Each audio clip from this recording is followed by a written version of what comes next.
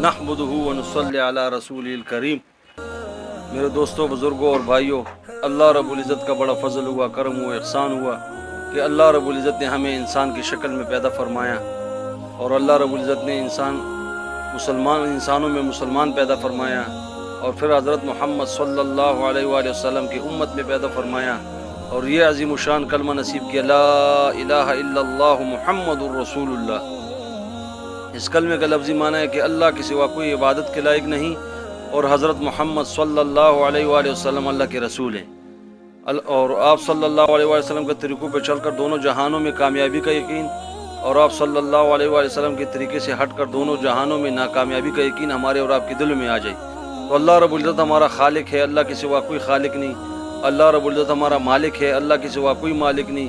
اللہ رب العزت ہمارا رازق ہے، اللہ کے سوا کوئی رازق نہیں۔ اللہ رب العزت نے زمینوں کو بنایا، آسمانوں کو بنایا، عرش کو بنایا، فرش کو بنایا، لوح کو بنایا، قلم کو بنایا، کرسی کو بنایا، جنت کو بنایا، جہنم کو بنایا۔ ہر چیز کو بنانے والا اللہ، ذرے سے لے کے پہاڑوں تک بنانے والا اللہ، قطرے سے لے کے سمندرات تک بنانے والا اللہ، چونٹی سے لے کے جبرائیل علیہ السلام تک بنانے والا اللہ۔ سارے کائنات کو اللہ نے بنایا، سارے مخلوقات کو بنانے والا اللہ ہے، یہ سب کچھ نظام چلانے والا اللہ ہے۔ یہ بات ہمارے دلوں کے اندر آ جائے، اس بات کی محنت کی ضرورت ہے۔ تو بھائیو نا، ہم سب اس کے لیے کوشش کریں گے نا انشاءاللہ۔